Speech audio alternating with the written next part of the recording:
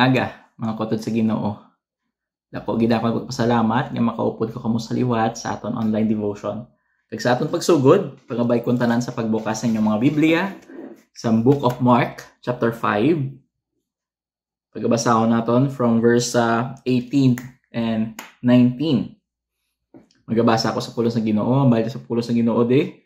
And when he was come into the ship, he that had been possessed with the devil prayed him that he might be with him. Verse 19, howbeit Jesus suffered him not, but said unto him, Go home to thy friend, and tell them how great things the Lord hath done for thee, and had compassion on thee. Before kita magpadayon, mga Martana, let's pray. Our gracious God, Heavenly Father, thank you for this wonderful day that you have given us the privilege to be with each other and our devotion, and we pray Ginoong gamiton mo yung pulong sa pag-edify sa amon, pag-mold sa amon bilang imo kaanakan, kaga magabenepisyo ang kabuhi namon sa mga people nga surround sa amon. Salamat kay Ginoo kag sa liwat nga nabalik namon sa iyong pagdayaw kag pagpasalamat. In Jesus' name pray. Amen. Aton nga titles ng aton meditation this morning is Family Ministry. So una, when I was a young people going to young professional, pag nabalaan ko gani ang word nga ministry, ang akon idea is that ang pag-alagad ko sa sulod sang simbahan, no? Amo ni siya. Pag nag-alagad ko sa simbahan, you could call me a minister, no? Or you could call me amo ning ministry. Kung nagasunod ko or may ginahimo ko ang mga certain things nga pertaining sa buluhaton sang Ginoo. Ang family ministry nga word, do hindi siya nag-fit sa akon pang perspective, pero as I grow spiritually, nakita ko gid, especially in the book nga ginsulat ni Paul about sa pagiging bishop, that you could not be a bishop unless you have a good family life, no? So manang isa niya ka dira, no, nga dira na kon makita that hindi gali pwede matunga ang family kag ang ministry. Hindi kay tungod ga minister ka na, okay ka na sa Ginoo, nga na neglect mo na ang imo family. Kag amo ni malangkis nagakatabo man sa madamo nga panimalay or mga panimalay sa mga Kristohanon, it's because maayo sila sa sulod ng simbahan, pero pag abot sa ila balay, hindi sila nag-influence sang maayo sa ila mga kabataan, sa ila bana, sa ila asawa. Kay tungod hindi nila ginapanulok nga ang ila gali nga family is one of their ministry. Okay? So I want to share to you an experience before we go through pa sa aton passage, no. I experienced before, may isa ka fellow Christian ko nga babae nga nakastoryahan kami about sa iyang burden, o kag sa iyang mga worries, kaga sa isa sa mga burdens niya kag ang kasubuan niya ginasada niya sa iyang life is that sa una, she is helping sa sulod sang isa ka church. Kaysa ila nga church may ara sang school. Kag dito nagatudlo siya, nagabulig siya sa pag-guide sa mga kabataan pagi sa counseling and also sa pag-share sang gospel. Kag amo nang iyang day-to-day nga life samtang ara sa dito. But one day, because of a certain circumstances, nag-decide siya nga magpauli sa iya panimalay, and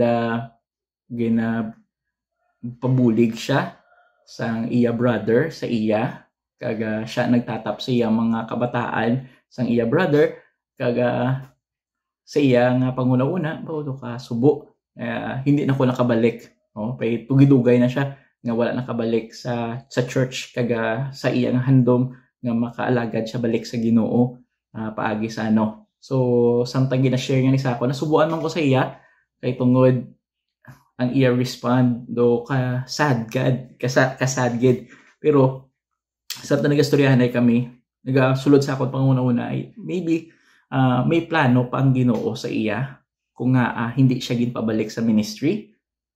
Or maybe amo na to ang iya ministry, no? Ang family nga kundiin nga ginhatag siya sang Ginoo, amo na ang plano sang Ginoo para sa iya. Kung na-notice naton sa aton ginbasa, no? Makita naton di ang amo ni nga lalaki nga kundiin he was before in the beginning of the chapter, makita naton he was demon possessed. Kaga he has an unclean spirit in him, and because of that, mga people gina-change siya pero hindi siya hindi siya makontrol. Kaga permission gadwell sa mga tombs. Kaga as I look at the life of this person, makita og dia do siya hopeless, wala pa kadtuan, no? Kaga kasubo sa iya kay amo na to kumbaga na-allow siya sa paghimo, sinabi ko hindi siya makontrol. Maybe mga people nga siya nag-give up na kanang ba sila bala na siya no? But then he met Jesus, no? He met Jesus. Kaga mo ni makita naton sa sa verse 6. But when he saw Jesus afar off, he ran and worshipped him, and cried with a loud voice and said, "What have I do to thee, with thee, Jesus, thou Son of the Most High God? I adjure thee by God that thou torment me not." For he said unto him, "Come out of the man, thou unclean spirit." So, gincommand sang Ginoo ni Jesus ang unclean spirit yung magwa halin sa lalaki. And because of that, he was so tormented kay tungod hindi siya gusto. So, hambali Jesus, and he asked him, "What is thy name?" And he answered saying, "My name is Legion, for we are many." So, ang spirit or unclean spirit niya nagapuyo sa mga person is madamo. So, ginapahagwa sila sang Ginoo. So, dira nato makita man ang power and authority sang Ginoo ni Jesus Christ, that he is not just a simple person, kundi may power and authority siya even sa multitude of demons sa amuning individual, no? Pero amo na gani makita naton dira ang kasarang sang Ginoo, ang iya power and authority towards evil spirit. So ang amuning evil spirit, instead of just following Jesus, pangayuan niya favor. Pangayuan niya sa and he besought him much that he would not send him away out of the country. So grabe pahalinon ko out of the country. So ang devil kalahin mo gali, ang amuning unclean spirit, pag ginambalan sila sang Ginoo, halin ka mo di out of this country. Imoon nila kay wala sila choice. Di na makita ang gahom sang Ginoo. So now there was this there nigh the mountains a great herd of swine feeding, and all the devils besought him, saying, "Send us into the swine, that we may enter into them." And forthwith Jesus gave them leave, the unclean spirit, and them leave, and the unclean spirit went out and entered into the swine, and the herd ran violently down a steep place into the sea. They were about 2,000, and they were choked in the sea. So dira naton makita ang power and authority ni Jesus, no? Kaga kanami nga miracle, no? Kalain mo ang amuning nga person, he was hopeless, and there are unclean spirit in him. Pero ang amuning unclean spirit has no match kay Jesus. Kag kung anong nabalo ni Jesus, sundon nila. Amo na ganin, hadlock sila, basi patabuyon sila ni Jesus away from the country, so hindi na sila maka-enjoy ang ila life dira, no? Pero basta Ginoo sila, sige, imo ang inyo gusto, no? Gin-allow sila sang Ginoo nga magpuyo or magkadto sa mga sa mga swine, about 2,000, no? They were about 2,000, and they were choked in the sea. So panong bala napatay ang mga swine. Nagdo kakulbaan man, no? When I think about it, amo dagali kadamo sang spirit ang nagapuyo sa amo ning lalaki, no? Kaga man and that fed the swine fled and told it in the city and the country, and they went out to see what it was done. And they came to Jesus and see him that was possessed with a devil and had the legion sitting and clothed and in his right mind, and they were afraid. I don't know why they are so afraid, no? Hadlokan sila. Pero makita naton as they look at the person, amo ni di bala ang person nga ginasudlan sa mula niya spiriti. Amo ni siyang di naton mabind, di ba? Pero subong ara na. Okay na siya. Kaya nahadlok sila. And because they were afraid, in verse 16, and they saw it, told them how it befell to him and was possessed with the devil, and also concerning the swine. And they began to pray him to depart out of their coast. So, in spite of this wonderful miracle that Jesus Christ had done, now, though si Jesus Christ pa ang enemy, gintabog pa nila si Jesus Christ.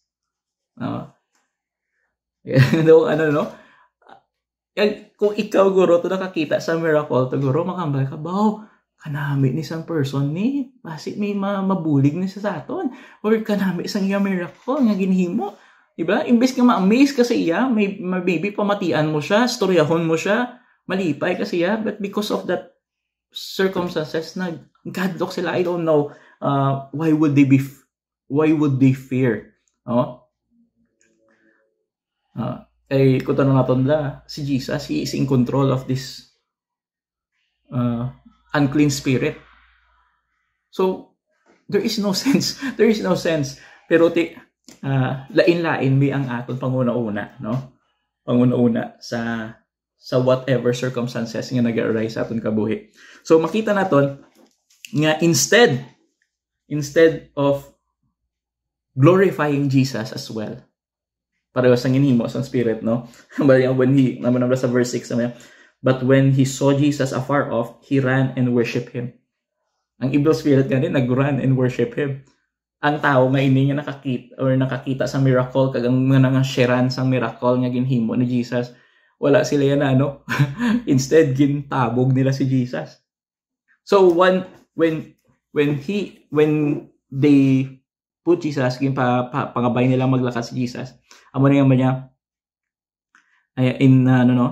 in verse 18, and when he was come into the ship, he that had been possessed with the devil prayed with him that he might be with him. So, ang person nga ginsudlan sang malain niya spirito, amo naman ni ang nagsunod kay Jesus. Kanagamba sa Jesus, upda ko. Gusto ko nga mag-lagad sa imo. Gusto kong mag-minister kaupod sa imo. Pero ang sapat ni Jesus Christ diri, instead of bringing him, kanami wala sang din ni Jesus Christ. No?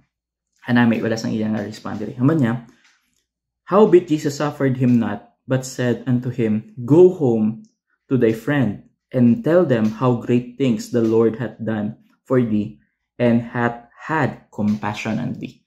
So, sa lawig naton yung storyahan ay gusto ko i-pinpoint sa inyo ang commands ang Ginoo sa amo ni nga individual. First, ano gin commands ang Ginoo sa iya? First, go home. Go home to thy friends. Go home to thy friends. Why? Tandaan naton nga si Jesus gintabog siya. Pero siya, ang amo ni nga person, taga-dira gid siya. So, biskan tabugon mo si Jesus, biskan gintabog nila si Jesus Christ was so concerned with them. No? Concerned siya. That's why, sige, mahalin ko, pero may ipabilin ako. Kauto sa Ginoo, gusto ko mabalaan naton. Kung diin kasubong, ang Ginoo nagbutang da sa imo. No? Kaya may mga lesson siya nga gusto niya itudlo sa imo. No? It is either something with regards sa mga punishments ang Ginoo sa imo, or maybe chastise sa imo sang Ginoo, or maybe ginbutang kanya dira kay tungod gusto niyang gamiton ka sa paglabot sang madahamo nga kalag. Ti palam dumabala ang amo ning mga people, gin-reject nila si Jesus. Gintabog nila si Jesus. Pero ang bali Jesus Christ, sige malakat ko pero may ipabilin ko. Ang ipabilin ko ang taho nga ginbag-o ko. Kaya paano dumabala ang state sa amo ning individual, ang amo ning nga person. Lain na siya, no? Lain na siya. Ang una, he was out of control. He is hopeless. Pero subong ginbalik sa ni Jesus with the right mind, right conscience. Kung may person pa nga maka-attest gid sang pagbag-o sang amo ni nga individual, it is his friends and family. Di ba?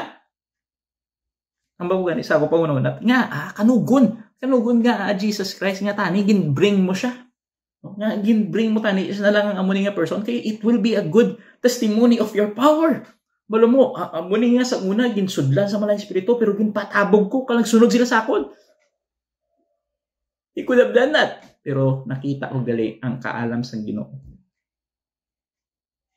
There is no greater person to prove of the power of God than that person who had experienced God. Who had experienced the miracle of God. Kag there is no better person nga maka-attest sa amo na nga experience sa amo nga person, it's because of than the family and the friend of that person. Makita nila, uy, lain na to sa yahaw. Nagbago na gid siya. And you know what? Kita man bilang Kristohanon, kilanlan kita nga magkabuhi kita matarong. Kaya nga aman, there are people who are watching us. Ang kalaw ay bala nga kita nga mga Kristohanon, maayo kita sa simbahan, pero pag abot sa balay, hindi. Kay abi naton ang aton pag-alaga dito lang sa simbahan, hindi sa aton kaugalingon nga balay. And that's why nga sometimes ang aton kaugalingon nga panimalay is in question sang aton pagtuo. Kaya mo na balakis ang aton kabataan nagarebelde sila, or maybe hindi man sila magtuo sa aton Ginoo kay tungod sila nagaduda man sa aton kaluwasan. Di ba la? So ginkuman sang Ginoo ang amo ning individual to go home with your friends, no? To thy friends. Go home to thy friends. Tell them what you. Amo na next nga command. First is just go home. Ipakita sa ila kung ano ang nagbago sa imo. Di ba? Kaya kung makita nila ang situation, or makita nila, tsura mo pa lang, makita na nila ang pinagkalain. Di ba? From a person who is hopeless and without, wala na sang pakadtuan, hindi na mabound, hindi na makontrol. Now, he is sober. There is no greater testimony than that, di ba? Nga may pagbag-ogid ang kabuhi niya by just looking at them. And next, sabi niya, tell them how great things the Lord hath done for thee. So after he showed them himself, tell them kung anong ginhimo sang Ginoo sa iya. Kung paano siya ginbag-o sang Ginoo. I remember one pastor, ara ako sa isa ka church na kundiin nga may isa ka pastor nga nagwali. We called him invited speaker at that time. Pero hindi siya invited speaker, kay taga-dira gid siya. Kag sa nagsaka siya pa lang siya, ang tanan nga tao sa nagatulok ko sa ila, makita og gid ang ila attention, naga-focus na gid sa iya. Bako, grabe giniguro ka speaker. Baskog giniguro. So sa nagapamati ko siya, bako daw okay man, okay gid ang iya preaching. Pero sa akon panguna nga grabe gid ya ka attentive ang mga tao sa iya. So later on namangkot ko about sa mga pastor. Tapos nabatian ko sa ilang nga pagsugid sa amo nga taho sang una gali palahubog ni siya nga pastor. Pero ginpangmuyuan siya sang church kag later on nagbag-o ang panimatasan kag nag-decide magpastor. So dira ko makita ha, wala pagani kasaka, wala pagani kawali ang amuni nga individual, nawali niya na ang pulong sang Ginoo. Kaya nga aman, sa iya pagbag-o sang iya kabuhi. Ang pagbag-o sang iya kabuhi, ang pinakamaayo nga testimonyo nga siya matuod nga ara na sa Ginoo. Sometimes as preachers kaysa nagapanami-nami kita sang sermon, gusto ginaton ang pinaka nami-nami gid, himo gid kita sang nami nga outline is ginabutang pa nato ng mga something nga maghatag sang enjoyment sa aton mga recipients sang imo wala nga ginawali. Pero the best way to preach the sermon, your sermon, is to preach it with a backup, with a life that is truly clean before God. Kay kung ang imo kabuhi matarong,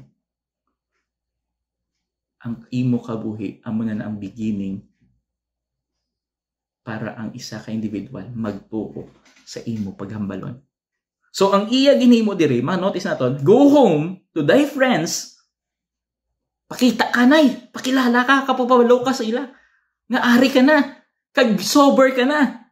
Then tell them how great things the Lord hath done for thee. So kung ikaw ang isa ka family member or friend sa amo ning individual, paghambal niya sa imo, oo, tsakto na, kay tungod balaan ko gid kung ano ikaw sa una, pero subong, amo ka na ni subong. So it means, matuod ang imo ginhambal. Di ba? Yung lagaw to sino, kung ang imo kabuhi, matarong, hindi mo na kinahanglan niyambal pang kakristohanon ko. Ang tao magapati na dayon. Diba? His life alone is the testimony nga kinahanglan niya para ma-prove ang iya paghahambal. No? Pero hindi siya nambayan, hindi niya mag-silent, but tell them anong ginhimo sang Ginoo sa imo. No? So, second point is called to share. Ang calling niya, first, called to go home. Next, called to share. To speak what you have experienced. And third, hamba niya, hindi lang nga ginhambal niya nga, amo ni, nagbag-o ko. Kung anong ginhimo sa Ginoo sa akon, but also and had compassion on thee. No?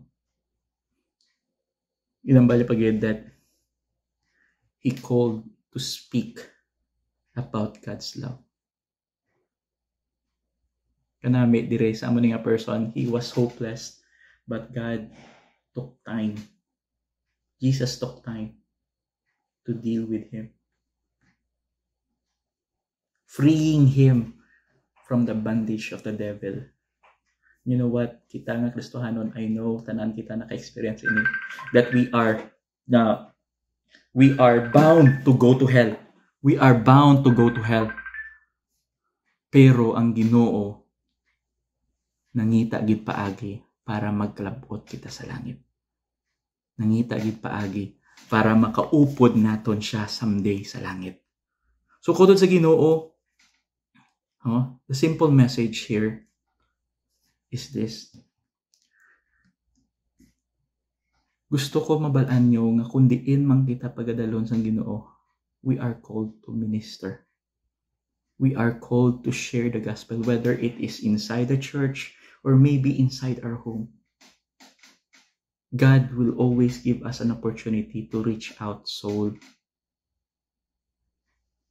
Same with this person. He could have been a blessing to the people na kantuan pa ni Jesus. Pero he could also be a blessing He could also be a blessing sa people nga kaupo niya sa panimalay niya. He could be a blessing sa mga friends nga kaupo niya. So kapay pa ako to sa Ginoo na when we look at our life, hindi kita magpanumdom nga, ay God, wala mo ko gamit. Wala man ko kaupod sa mga kundiin din ng mga mission field. Maybe your real mission is not on the certain countries or certain places. Maybe your mission is in your home. Make your testimony great. Make your life great. Because you have a great God who took mercy on us. And because of that, we could live a life that is truly a life that could be the gospel. A gospel nga ma-proof naton nga ang aton Ginoo nga gintuohan. Amo man na ang Ginoo nga makapaluwas sa tanan. Nga magatuo sa ila. Kung magtuo sila sa iya, makabaton man sila sang kabuhi nga wala katapusan. Kag kung magsunod sila sa iya, may kabuhi man sila nga may pagbag-o, kaanggid man sang kabuhi nga ginbag-o sang Ginoo sa imo kag sa akon. May God use His word mightily for us as we move forward sa aton life. Pag-alagad sa iya. Let us pray. Our gracious God, Heavenly Father, thank you for this day, sa oportunidad nga ginaman mo sa amon.